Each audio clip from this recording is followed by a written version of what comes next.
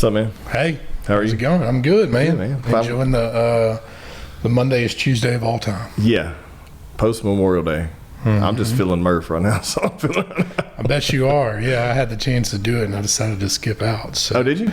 yeah, I did. I've been working out with Chris Wells. Yeah, dude, I like Chris. I did a competition at his gym a couple years ago. It's right when I first got into CrossFit, and I was the one and only time me and my wife teamed up. Yeah. She'll never team up with me again because I made us lose. Okay. Because I wasn't like worth the shit yet. Yeah, he's got the building across the street from ours downtown, and ran into him one day and we started talking. He said, man, come in here and see what all I got. And he's got all this gym equipment in there. He used to do CrossFit training, and now it's more personal training. And so we've dipped off into it. I've got 5 staff members that do it. And so for me, it's something that we can offer as a small business. You know, hey, let's go work out and be better. Can't afford health insurance, but we can do this. And and so it's been cool to see the team kind of latch on to something that's not, you know, just a traditional benefit per se, right? So and you got people that have like never worked out in their life that just jumped on and said, let's try it, which is great. It's addicting, man. It really is. Oh, it is. As long as you learn how to scale it, you know, appropriately, and don't try to kill yourself. Yeah. So, but you know, other than that, life's good. Well, so I don't know you that well. Yeah. I know you just from in passing doing some event stuff, and but we have a hell of a shared network. Yeah, absolutely. And so thanks for coming on. I just kind of want to jump into your evolution into this space now and kind of how you got there. Yeah, for sure. So I mean, born and raised in Caddo Parish in Bethany, Louisiana, which is actually where I live now. So if you heard of Camp Bethany, take a left on Buncombe Road. We're right there around the corner. But grew up out there, went to Walnut Hill. When it came time for high school, my mom drove a bus for Huntington. She said, you know, I don't want you going to Huntington. Y'all are going to go to Byrd. So my older sister went to Byrd, my brother went to Byrd, and I eventually went to Byrd as well. About a 30-minute drive in. But high school for me, I mean, I'm not a school guy.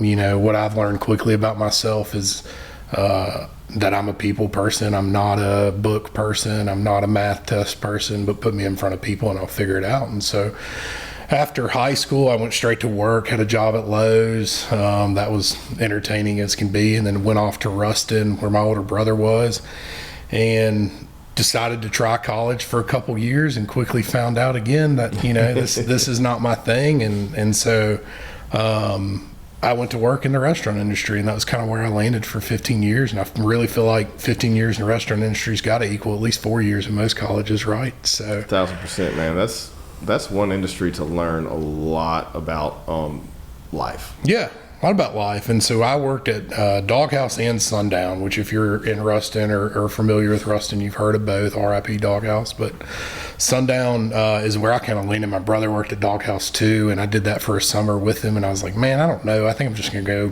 to this other place. And so I started working at Sundown. That's actually where I met my now business partner, Daniel Sant, who's a CPA, and we'll talk about the business here in a bit. But Daniel and I met. I was working in the kitchen, kind of moved up in the ranks, you know, just do everything. And so eventually got to the point where I was bartending a couple of days a week, and then people would fall off. Hey, I don't want to work Friday night. All right, I'll pick it up. So there were some weeks I'd bartend 5-6 nights, but I loved it. You know, you're talking to people.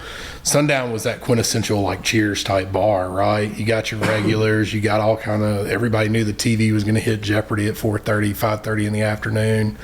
We're going to line up some Patron shots, do some Patron shots with the regular stuff like that. But fell in love with the service industry at Sundown. Eventually just dropped out of college and said, I'm going to work in restaurants until I figure it out from there. And then had the opportunity to move back home, move back to Shreveport. I was engaged at the time, not to my current wife now, but to another girl. And I moved back home to go work for Great Raft Brewing. I guess that was 2013, 2014. Spent 7.5 years at Great Raft, and I know we'll talk about that more too. And then now, Daniel and I, and then my wife as well, we run a business called Single Source Business Solutions. Our main thing being accounting and tax, but really like to touch everything, man. It's, you know, it's like joking and saying you guys do marketing. You do whatever brings in the bucks, right? You do whatever makes money. Yeah. And so for us at Single Source, accounting and tax is the backbone, but we're also into real estate. We're into consulting, just general advising for businesses if you're starting up or if you're kind of at a growth point, whatever. But we're 2.5 years in and I love it. I equate a lot of what I did in the restaurant industry, how I try to treat people, the same way now, which I think the accounting world, the insurance world, the banking world, I think they lost track of customer service at some time in those industries. And so when you jump back in and you're full tilt, like answering your phone, communicating with people, doing the things people want, I think it makes a bit of a difference. And so that's our biggest selling point is we're going to answer the damn phone. It's not complicated. We're going to do the same work most other folks are doing. We're just going to try to do it a little bit more timely, a little bit more proactively. And then we're also going to be there for you. You know, we're not going to just let questions go unanswered or emails go unanswered. We're going to get into the nitty gritty and try to teach you about what we're doing on our end to show our value. There's a lot to be said about that, man. That's the biggest disconnection I've seen being in business now in this industry for right at 10 years. Previous to that was oil and gas, which was another thing that's the same thing. It's like you succeed in there based on relationships. Like it's not a there's a bidding war at some point, but there's still a who you know. It's a who you know, how well you know, and I scratch yours, you scratch my kind of thing. In the business world, I realized real quick, I was intimidated at first when I went into it, but because I just didn't know, and I understood real quick, look, I can do this. I can approach this instead of from a sales perspective, a relationship perspective, and capitalize on it. That's what the missing link, when you say like letting emails go, and that's the worst thing. People not answering the phone, not replying back to a simple thing, or just like, hey, look, I can't get to you right now, but give me a day or two.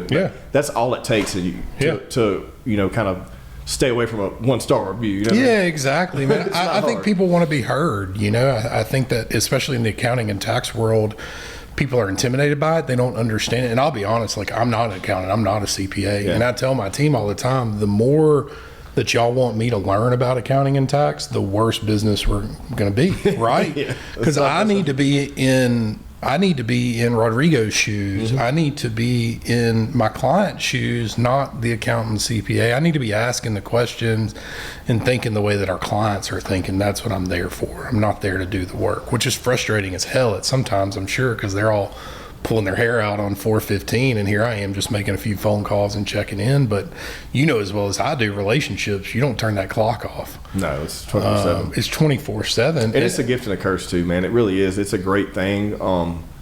But sometimes it creates issues in personal life and stuff like that. Yeah, like, I mean, especially when you have to try to juggle all those things and then go home and, man, someone well, you're like, shit, I do have to answer this person. Yeah, and your significant other may not get it. Mine's been with me now through most of the Great Raft time, and so she gets it, but it's still a point of frustration. It's still something I work on every day. Is like, how do I turn this off? I can turn this off all day long. I can flip it over. I can throw it in the trash. I can do whatever.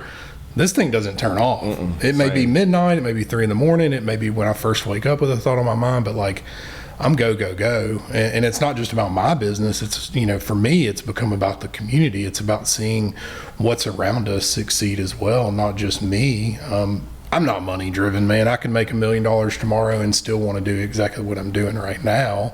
It may take a little bit more time off. I may buy, a new pair of pants more than once a year, but like, I still want to be out there selling something to people or providing value to people in some certain way. But I think a lot of that comes back to when I started with Great Raft and what craft beer is. You've talked to the guys at 7 Tap, those guys, like, craft beer's all in thing. You got to be all in on it, especially now. I mean, we had it easy when I was doing it. People cared about it. Now it's kind of a... Well, y'all were first to market. We were, yeah. And I jumped in about a year into Great Raft and learned a lot. How was that, like, that wave? Because that was a tidal wave in this area, man. It was huge. It was culturally across the United States, but specifically this region, it was just like, holy shit. Yeah, here we go. We're behind the times always. We were so behind the times. Couple years I joke a lot. Someone told me this years ago, and I don't know who it was, but I'd give them credit. But they said, if the world comes to an end, you want to be in Shreveport because you still got 10 years left, right? And that was kind of craft beer. I mean, we were 10 years behind, but when I jumped in, it was full go.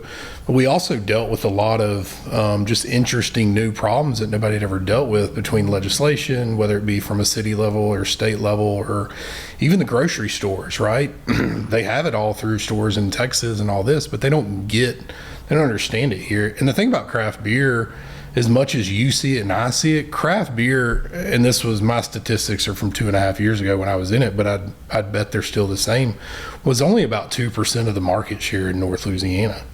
but it felt like we were putting forth 100, but we don't have, craft beer doesn't have the big advertising marketing budgets of a Anheuser-Busch and never will, obviously. But yeah, there was this boom and we loved it. We were going through it. We were getting things changed, getting things everywhere. And for me, COVID was a huge hit. COVID took away a lot of the going out and the people and the relationship side. Excuse me. And it turned my position, my role at Great Raft, into more of one of spreadsheets and PowerPoints and dealing with grocery chains and having meetings in Tyler, Texas with Brookshire's and sending PowerPoints up to Lexington, Kentucky for Kroger and then meeting Whole Foods. And I'm just like, man, like, you know, what happened to going out and drinking beer and saying, hey, man, if you want to try this beer, I'll buy your first pint. You can keep the glass. And then they're a fan for life. And so when my role kind of shifted at the same time in November of 2020, I lost my dad. He was 67, had a stroke. My dad was very clear about, hey, if I ever have a stroke or something like that, don't put me on anything, let me go. So dad had a stroke and we knew not to go down that road and he passed a weekend. And so I was already changed from COVID. I was changed from losing my dad. Well, then my first kid's born 30 days after my dad passes.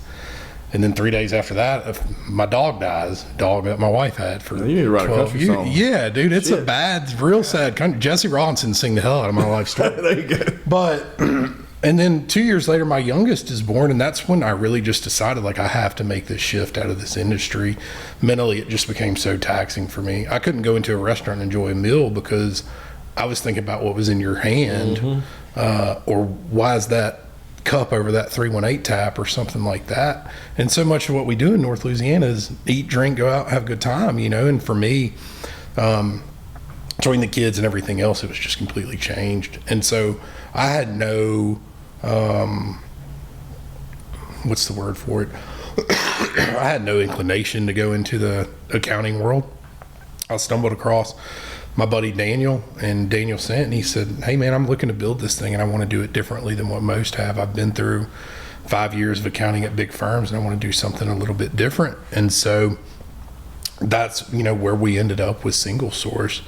And it's been everything I wanted it to be. I was ready to take that shot on myself. I think at some point we kind of realized, like, hey, it's your time to shine. And so for me, November of 22 is when I stepped away from Great Raft, and I haven't looked back since. And again, it's not a money thing. It's a quality of life. I really enjoy being able to pick my kids up, not miss anything. And at the same time, you know, now there's a little bit of added pressure because the amount of growth we've seen in 2.5 years. You know, you go from stepping into something to doing over $1 million in a calendar year and you go, oh shit. And now I've got 13 employees full time. I've got 3 part time, and I'm just looking at this thing like, okay, this is turning into something big time. Yeah. But it's still something that's very much controllable and still something that we're very much able to do. Thankfully, our staff gets as well do it the way that we want to do it with that customer service aspect tied into it.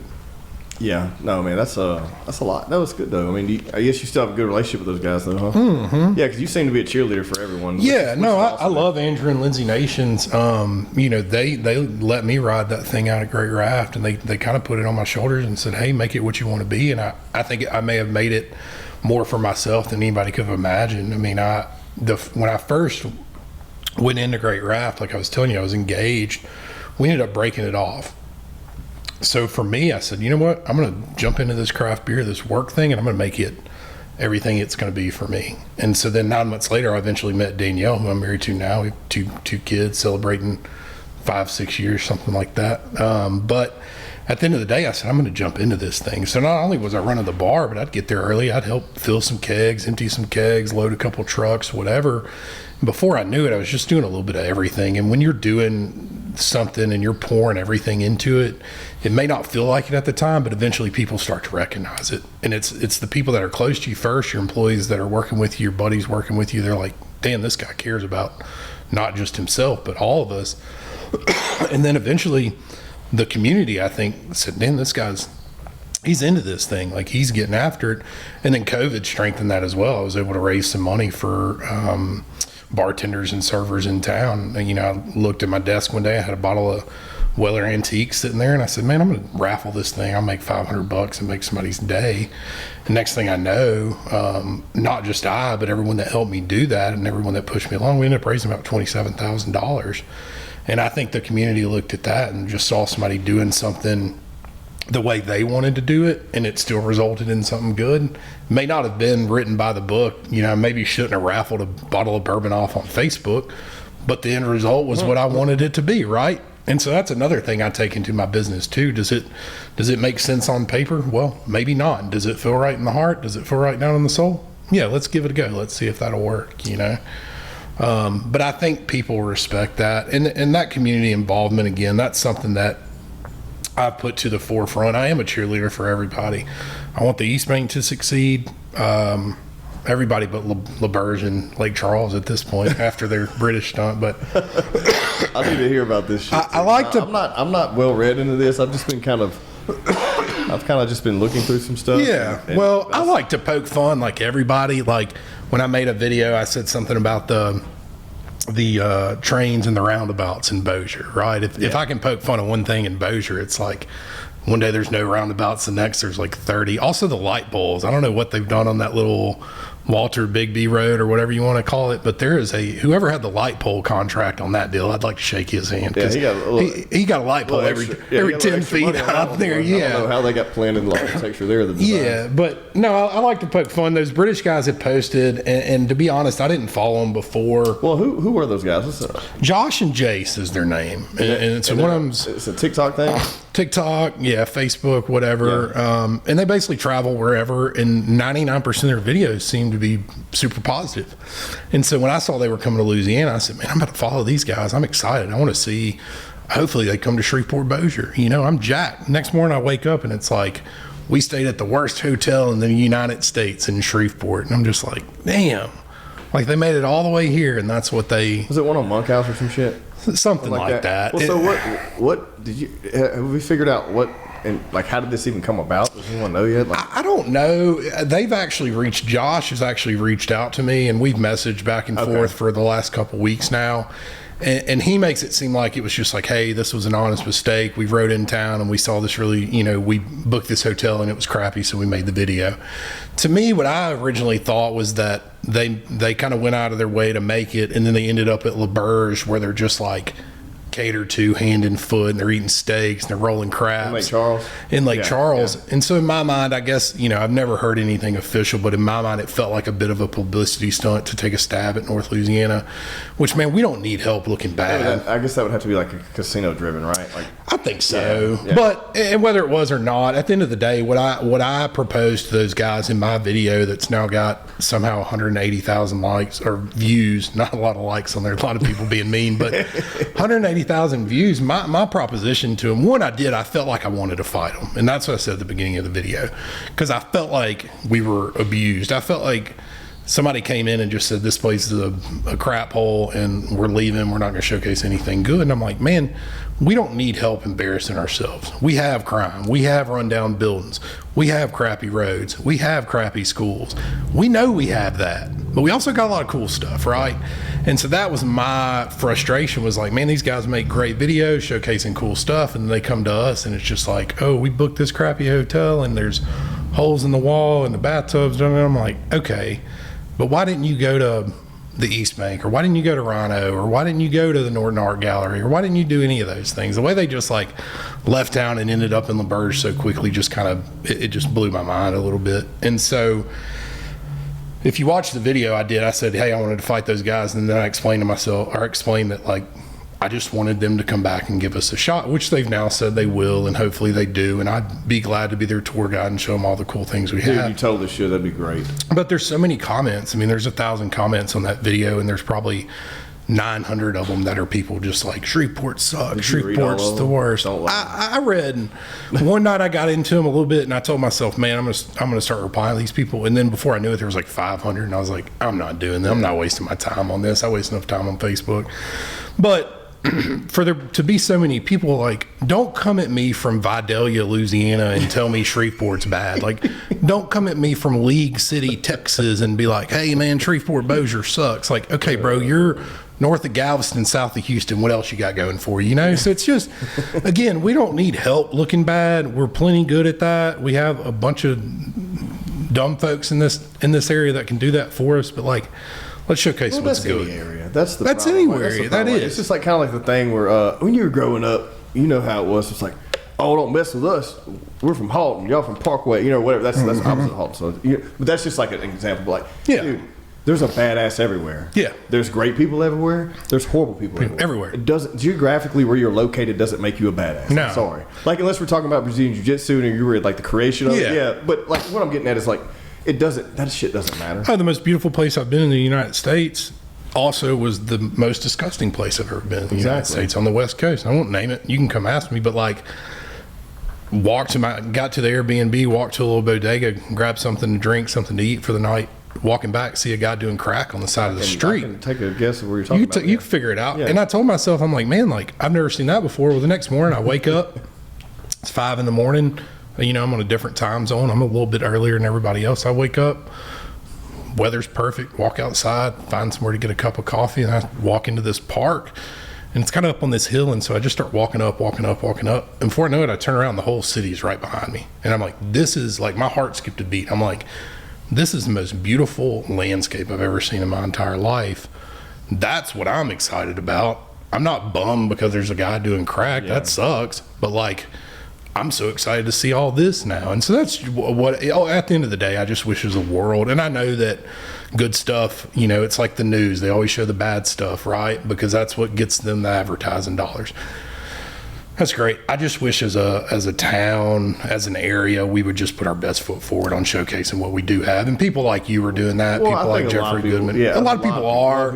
You are, because like I said, I met you in passing. We connected online, and then I've just been watching. I was like, dude, I got to talk to this guy because you're doing. I see you doing that, you know, and and it's no, you don't have to. That's not your business, right? That's not your business. You're doing it out of pure intention, right? And that's the main reason why this thing is still alive. It's just like, dude, I just want to talk to people that give a shit about something. Yeah. And all the while, me learn something. Yeah. Right. That's what excites me. Every time I sit down, I get to talk to someone who cares about what they do, and I get to learn something from it. Yeah. And it's not business driven or like, I still have yet to make one dime. I'm probably losing money. Tens of thousands of dollars in debt to this podcast. You know, if I would add up all the money and the return, like if we did a spreadsheet, but it doesn't matter to me because the thing is, it's like, in the long run, what is that going to do for me? Like this, you know, these conversations are what means something, right? Yeah. And they mean something to other people because your network sees it, and you're a cheerleader for everyone. Yep. But then you have cheerleaders, right? And then it just compounds. And I will say that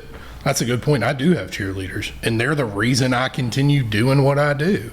I wouldn't just do it for myself. I mean, if I didn't feel like putting good out into the world was having any impact on those around me, I'd probably should have been like, you know what, I'll stay at that. I don't need to lose money. Yeah, exactly. My wife would be very happy if I wasn't throwing events twice a week or once a week, whatever, and losing money. My wife she'd be jacked. Yeah.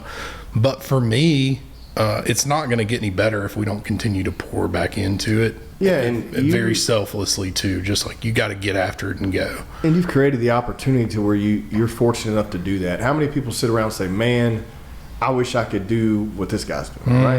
And so it's almost like, even if you know you're doing something to promote something. Look, man, I know I'm not making money on this, but there's a bigger picture here. Yeah, absolutely. And you're the person you're tasked with that. Yeah, you're tasked with it. You put it on yourself at this point. Yeah, I've done it a bunch of times, so I know where you're at. And it's like, dude, who else is going to do it? Who else is going to do it? Because, it'd be a lot nicer to be at the house, but, dude, who else is going to do this? Yeah. And it's already on my shoulders. Yeah. We had the conversation earlier today where, you know, hey, how do we get X, Y, and Z team member involved, or do we hire somebody to do these events? I said, man, it's not. And this is not like me having a big ego, but a lot of times, like when I do events, it's because it's something I want to do, and I want to see the people that come in and enjoy that. I don't want to build an event and then go, hey, man, y'all enjoy, have a good time. Here's when the event is. Like, I want to be there seeing those smiling faces. You know, we did a show, a little art show Jesse played last week at the Andrews. Shout out. And and so I do want to talk more about the Andrews too. Let's talk about it because RIP Jim, man, he was a very huge mentor for me, and I want to try not to tear up talking about him, but I will. Shit, I don't mind. Huge mentor for me. Yeah. The Andrus Artist and Entrepreneurship, so that's where we call home. We actually office in Jim's old office now. Oh man, I gotta come see you. Yeah, and so we moved up. We started the business November 22. Late November, we were in Cohab, under the bridge, across from Patty's, owned by the city. And there were a lot of things wrong with that particular place anyway, but one of the first cold snaps comes in that year. And I mean, it was frigid, 40s outside. Walk in the office, it wasn't much hotter. And so the heat was out. They said, hey, the city's got to fix it. And we were like, we got to find something. We all know how this is going to kind of wind up. And so we went up to the Andrus and saw Jim. And Jim, you knew Jim. He put that smile on. He said, hey, man, y'all come up, check out this room I got. And so he shows us this giant room, and it's got these cubicles in it. And I said, Jim, this is great, but there's only like 5 of us, man. He goes, well, just come on in. We'll figure it out. Y'all move up here, and we'll figure the rest out. Well, Jim always had a plan. Oh, yeah. And so about 2 weeks later, Cohab ended up moving from under the bridge into the Andrus. And so then we just were renting desks. Perfect for us, low cost. We had more people up there. Everything seemed to be kind of jiving. Once we grew a little bit, we said, hey, we'll take the office on the end. Jim said, cool, y'all take that office. And then things kept going. We said, hey, we need this office down here as well.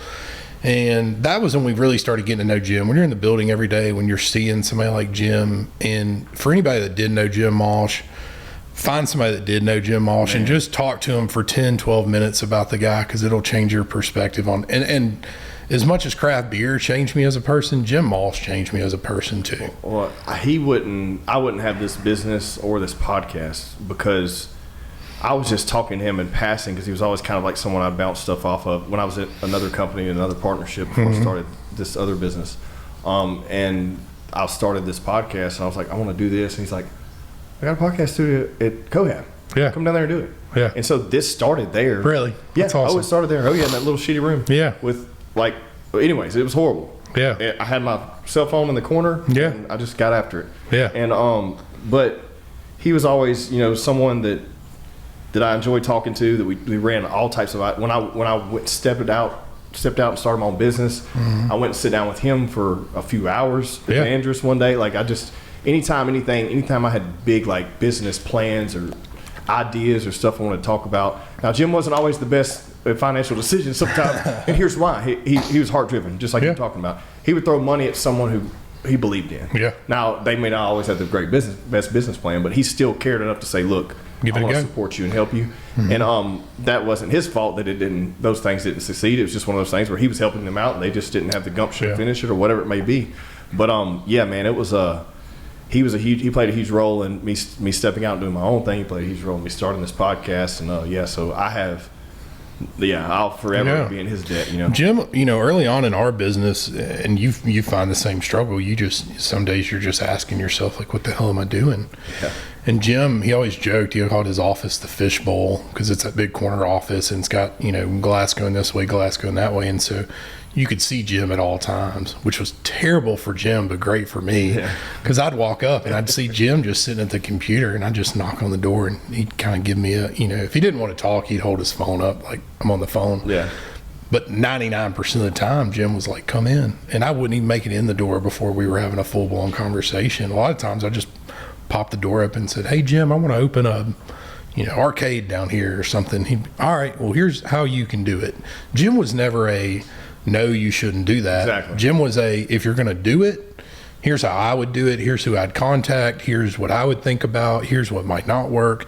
He was going to walk through it with you, right? And so Jim had been through that entrepreneur stuff. He'd had a year in his first few years where he made $17,000 and somehow turned this thing into a multi-million dollar business, And having lost my dad, Jim wasn't a father figure to me, and I don't think that's what he wanted to be for anybody, but Jim was just a buddy. And my dad was that same way, man. When I needed truck tires, who was I calling? I'd call my dad, and he'd tell me who to go call. If I needed insurance, whatever it was, I'd call my dad. And for Jim to be able to open his book and his resources to anybody he ever met, that's what I want to be for people. His walking Rolodex. That's what I want to be, a single source. It's so much more important for me to be the person that you can call and rely on to connect you to point A, point B, point Z, all the way down the line, That's more important to me than doing your accounting and tax. I want that all to be done. That's our services. That's what keeps our lights on at the end of the day. But I want people to be able to rely on me, and I want to continue to deliver and say, hey, this is who you need to talk to. This is what you need to do. This is what you need to consider. I'll never be able to fill Jim's shoes, but I can damn sure give it my best go. And the Andrus itself, I mean, if you've never been to 717 Crockett Street at the Andrus, just come on down. A lot of people, again, there's all these bad things downtown. You want to see a shining light, show up to that Ford dealership that was built in 1929, and I'll tell you everything you need to know about it. It truly is just a magical space, and I can't wait to see what it further becomes, and what we can take, the level we can take it to. And I say we, the community, can take it to.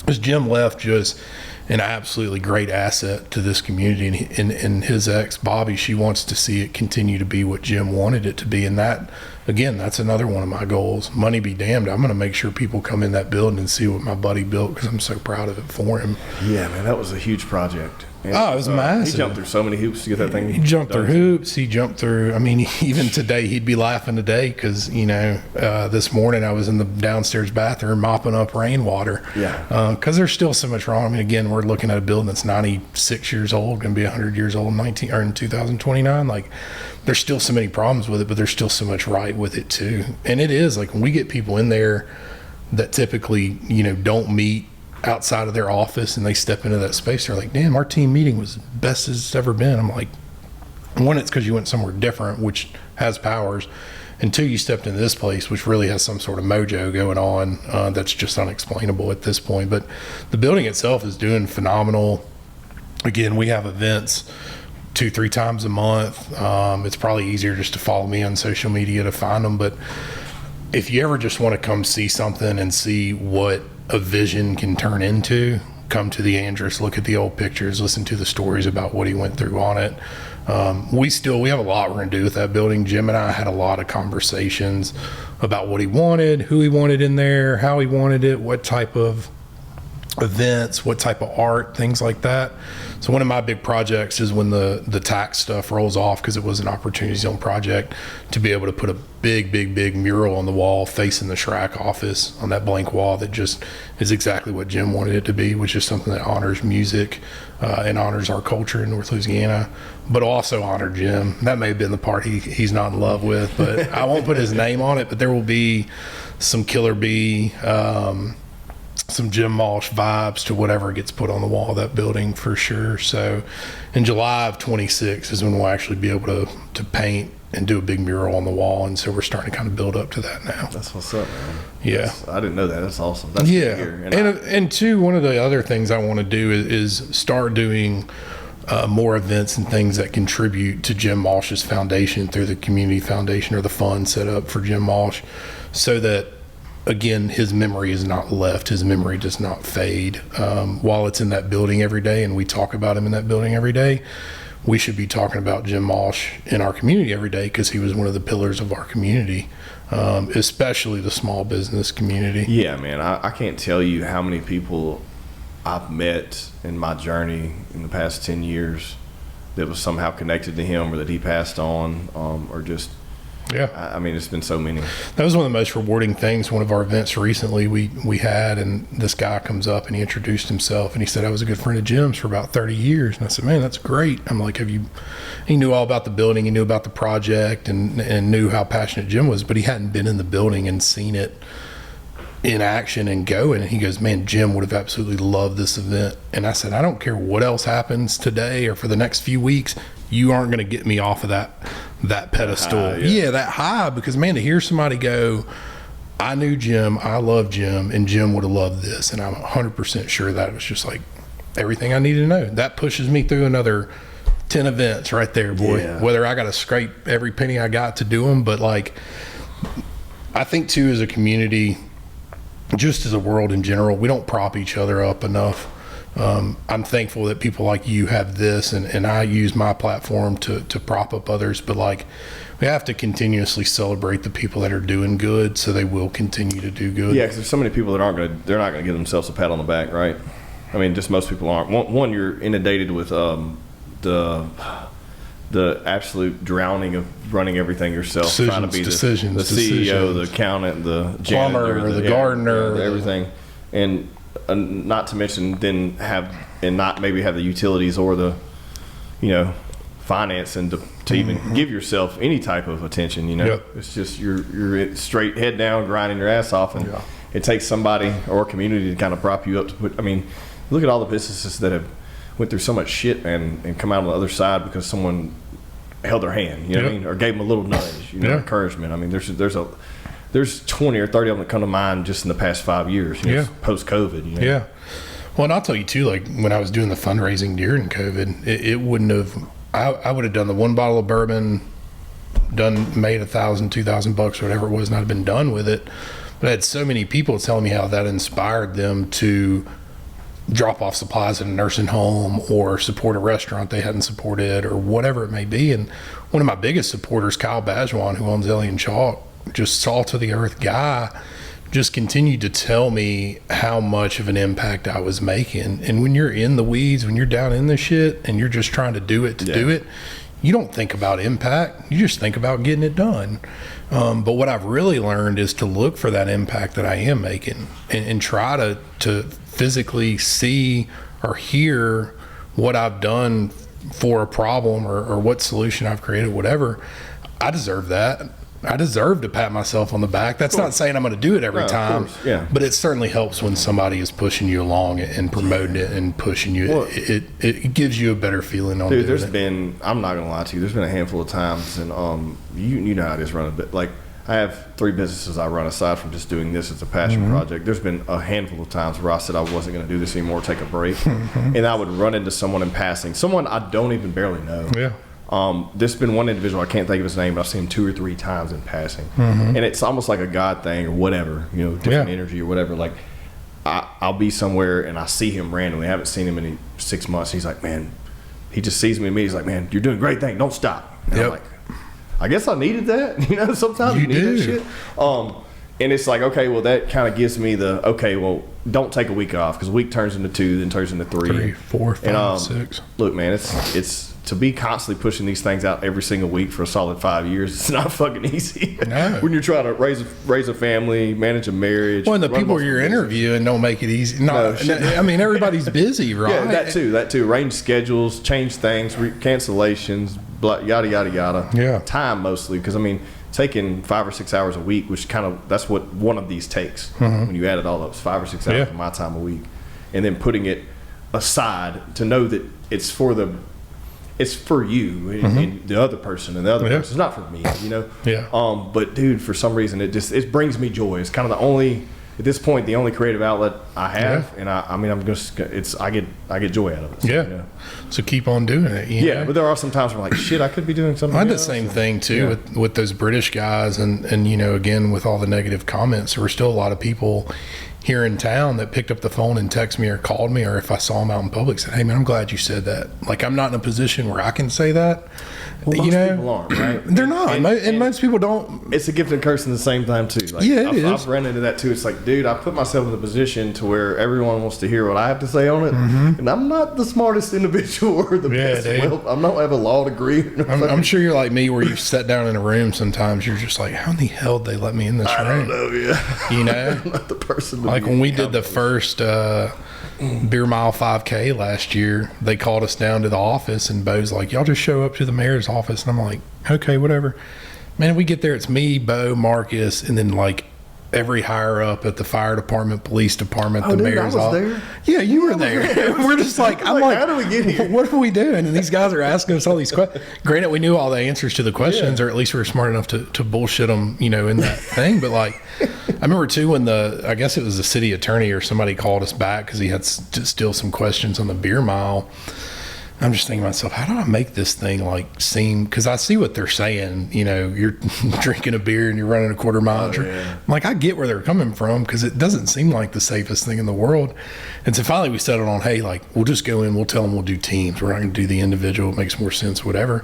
But I remember explaining it to the guy, and this is one thing I'll give credit to Bossier City for, man. Like, they didn't say, no, you can't do it. They just wanted to understand it. And the fact that they were willing to just jump in and say, hey, you guys come in our office, we're going to put everybody in here, you're going to get your shot at explaining it, and you can go from there. Like, that may or may not happen on the other side of the river. Well, that don't happen in a lot of cities. It doesn't happen in a lot of cities. It's not. It's like to have a team of people that want to hear something, and where you can prop something up and say, hey, here's my proposition. Can we do this? Yeah. And at least giving, like, when can you ever get all the elected officials in one room that need to be there for without any smooching? Yeah. Like, it's very hard to do. It's right? easy.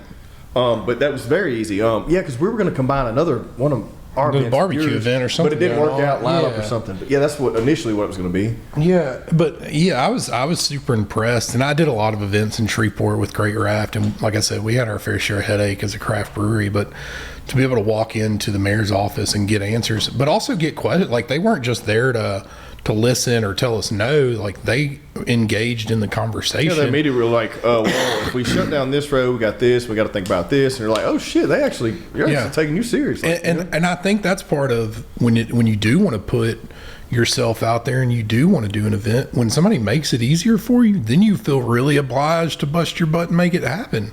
Versus if it's pulling teeth to even get it, a phone call, then it's like, why the hell do I want to do this then? And I think that's one of the best things about the Andrews is like, we just kind of do whatever the hell we want to do. Jim was always under the impression of like, as long as the door's locked and the lights are turned off or on, whichever you want, like I'm good to go. As long as the door's locked, we're good. Yeah. And so like, that's the same model we have. I'll do the events and about 9 o'clock, I'm like, hey, I got to get out of here. We got to lock this thing up. We got to go. But like, that's what I love about the Andrews, just being able to do what the hell I want to do. No, I want to do it. I love that facility, man. I haven't been there. Oh, dude, I haven't been there since Jim died. There's 100 ideas. And Jim and I, it was weird.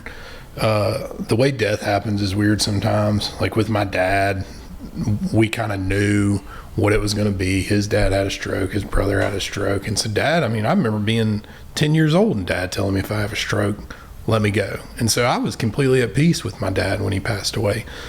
With Jim, it was so quick, but there were also a lot of these conversations we had leading up to Jim's death that I just have to scratch my head and I have to go like, did he know? Did the Lord know? Did I how did that happen? Yeah, man. I had a bunch with him too. Dude, I talked to him the day before, which I'm sure you might have talked to him the day of. Like, I texted him at 9:30 the night before. Right. So like I talked to him the day of about something. It was something to do with this building back here. Yeah. That was right before stuff started changing. Yeah. I don't know, man. I just seemed like you were around him more than I was, but I talked to him quite a bit. But I felt like I don't know if he was going through depressive time, and he wasn't talking to anyone about it. Well, and I think too that's something else that I learned from Jim's passing was that as an entrepreneur, we do have to really take care of ourselves. As much as people are rooting for us, we hold a responsibility to ourselves to slow down and give ourselves grace. And I don't know that Jim was good at doing some of that stuff. And so, again, it's not my job to fill his shoes. It's not my job to be Jim. It's my job to learn from Jim's journey and excel my journey and make my journey as good as it could be to honor him. Yeah. And so for a long time after Jim passed, I told myself, you have to grieve, you have to wait, you have to do this. And I knew it would take a while. I didn't know it would take me a year for it to click, to go, you don't have to honor him through hanging his picture on the wall. You need to honor him through doing the shit that he would have pushed you to do. Yeah, because he would have told you to do the shit the next day. He would have. He didn't care. Yeah. He wanted me to get after it immediately, and so that's how I try to live. But I do think it's important as entrepreneurs that we focus on mental health and that we find some outlets in life, whether that's working out or cooking or hosting events or whatever, something that truly makes us happy. Because I think Jim was searching for that. I think he thought he maybe had found it for a little while and then he didn't, and ultimately led to Jim passing way before he should have. I'd give anything to go back and have a 5-minute conversation with Jim. Oh, man. Well, just everything that's happened since, man. If I could just go tell him about all this that happened, you know what I mean? If you could show him, if I could show him those books, and look at all this shit we talked about. Look at all that we've done. Yeah. And Jim too. Jim had a servant's heart. At the end of the day, Jim was there to serve. He sat on a lot of nonprofit boards and again helped countless number of people, and that's something I try to do too. It's again, the giving back to the community is is because I know that I'm good at it and I know that I like to do it. There is a self-fulfilling part that I have to remind myself, and I have to really step back and pat myself on the back and say, you did this because of this, and this. But it damn sure helps when somebody else recognizes it and props you up. Oh, yeah, dude. So for the people that see me on the street, see you on the street, see anybody on the street, and you give them a 2-second compliment, that's more than a 2-second compliment. I can promise you. Yeah, I mean, those few that were very just random that's happened to me over the past few years actually meant a lot, which is crazy. They were just the right time, the right place. Yeah. Random right time at the random right place. Yeah. But, and what's powerful about that too is how good it feels for somebody to tell you thank you. And so I look at that responsibility for me too, to look at people in our community and tell them thank you for what you're doing, because they may not be feeling that recognition that they deserve. They may be down in that grind. They may be wondering where their next check's going to come from. I'll take this time to tell everyone, thank every single person out there grinding, especially these restaurant owners, man, these event venues, all these places, man, the places that you're talking about all the time. I mean, there's, dude, I can't even name, just 20 offhand. It's I'm not even racking my brain with things that names that come off, like that have been in the grind, man, and just doing it and taking chances. Yep. That's the thing, man. It takes nuts, bro. It takes nuts, male or female. It takes you nuts to take these chances. It does. Man. In a community where it's one of those things where it's a great community, but also like, dude, one bad. The ship's empty. The ship's empty, man. People will jump off as quick as they jumped on. They'll jump off 10 times faster, And it is. And that's one thing about North Louisiana, and I know it's similar everywhere else, but there are people betting on themselves every day up here in North Louisiana to make it a better place. Not just to make themselves better, not just to pad their pocketbook, but there's people that are really busting their ass to make this the best place that it can be. And that's all I want to, if I have one legacy that I leave, I want people to just go, man, that guy cared about what he was doing and he put his all into it and he really gave a shit. And he was a hell of a dad and he was a hell of a husband and a hell of a son, I don't need to sit back and have my name on a building or $1 million in the bank. I just need people to appreciate it. Cool. Man, it used to seem a lot more important. Cool. I think money. I think money, and then you realize how many bad people are just putting their name on stuff. You're just like, I don't want to. I don't need all that. A good tax write off and a prop. Oof. Man, yeah. But I thoroughly enjoyed seeing people grow. When you talk about where we're recording today, the guys at the East Bank, those are some of my for me, those are some guys I can look at and say I did help them a little bit along the way, and as much as I helped them, they helped me, because I was so damn tired of booking food trucks. It got easy to just text Bo and Peanut, mostly Bo. Peanut wouldn't answer a text, but probably still don't. But Bo, man, I'd text those guys and just say, like, hey, I got a big weekend coming up. Y'all just show up all 3 days. And they'd be like, hell yeah, we're trying to do it. There was a day, and I think I remember him telling this story on the podcast he did with you, or another podcast, about they basically cashed out. They had every penny that they could, and they put it into the groceries for that day, and something happened, and ever since then it's just been rolling. I remember that day. I remember those guys pulling up and just seeing the look on their face and being like, man, I hope the crowd shows up. And it sure did. And here they are, multi-restaurant owners doing all the things they're doing now. And it blows my mind too, because I talk to Bo at least once or twice a month, and he's just still the same guy that I was dealing with when I was at Great Raft. And for him to just be clearly as humble and want to help, it just shows a lot about his character. And then Peanut, you can't help but love Peanut, of course, man. They're great, dude. They're great. It's been great to be just a fly on the wall as everything has kind of transformed and developed into what it is now. Incredible. And it's continuing to compound. Like, he and I were just down there talking 2 hours ago for a good solid hour about different things that they're developing. It's just like, you have to have synergy. You can't look at other businesses as a competitor. Yeah. Look at them as a partner. Because everyone has their different, like, you have different contact spheres and different spheres of influences, and you're going to reach out, and you're not all going to reach out and compete against the same customer, the same clientele. So if you can all just bundle together and say, hey, I'm going to double down on what I'm good at, you double down on what you're good at, and if you find some some middle ground bumps along the road, let's talk about it, and we find some good things down the road, let's talk about it, let's see how we can collaborate. And this entire area is a testament to that, but just the development in small business, specifically in hospitality, over the past 5 years is, I'm just proud of the community for that. You know? Oh man, I would put, and I say this all the time, and I truly would put, you know, if you put from downtown Shreveport and you drew a 10-mile radius around it, I'd put that restaurant scene in that 10-mile radius up against anywhere in the world almost, because there's so much diversity. There's so many unique people that really care about what they do, and they're putting out not just good product, but good service, a good time, and they're making our city, they're making our area just look phenomenal, which I certainly appreciate.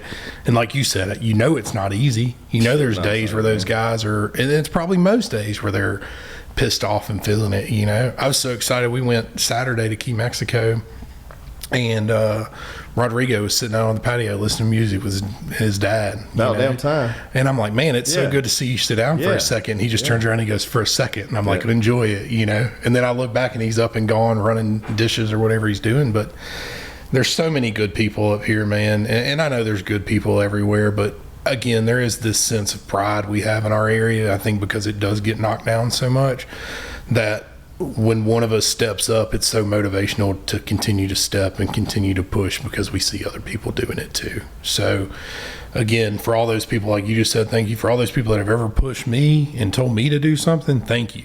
And for all those people that are out there doing it, thank you as well. Keep busting your ass. Yeah, but, and all the ones that are talking shit on him, keep doing that too. It's good motivation. Yeah, like I said, man, I'm not a fighter, but I promise you, if you come to Northwest Louisiana and you want to fight, we'll find somebody that wants to fight you. There's plenty of people. There's plenty of folks that just don't have a smile on their face like I do, that will fight you in a heartbeat. But again, man, we're no different than everywhere else. We've got our struggles. We've got good things. We've got bad people. We've got good people.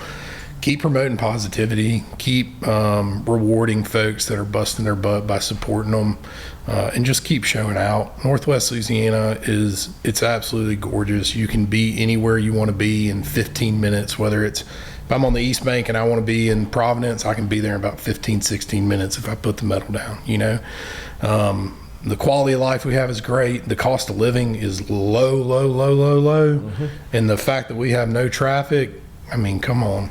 That's one of my least favorite things about traveling. I get to Dallas and I still got to drive another hour to get to Dallas. Yeah, people complain about this little bit of bumper to bumper here on the interstate. Dude, that's nothing. Oh my God. Nothing. That's any big city every day, all day. And you could avoid it 100% if you wanted to. And in big cities, you just can't avoid that. And so we got this small town charm. We just need to focus on that and focus on continuing growing it and not worry about the BS that surrounds it. And that's the hard part, is not reading into the comments, not looking at someone else and thinking, man, I wish I would have come up with that idea. You need to be happy that guy came up with it and ran with it, you know. So if we take anything away from this conversation, I hope it's that we both continue to prop people up and push people along the way. Yeah, I'm going to keep doing it. I'm going to keep doing it. All right, let's do it. All right. Yeah, that's a personal challenge. You do it and I'll do it, man. Damn, bro. And whoever else wants to jump in on that challenge, come on, let's go. You come on in too. All right, well, let's wrap it, dude. Thanks so much. Thank you. All right, cheers, y'all.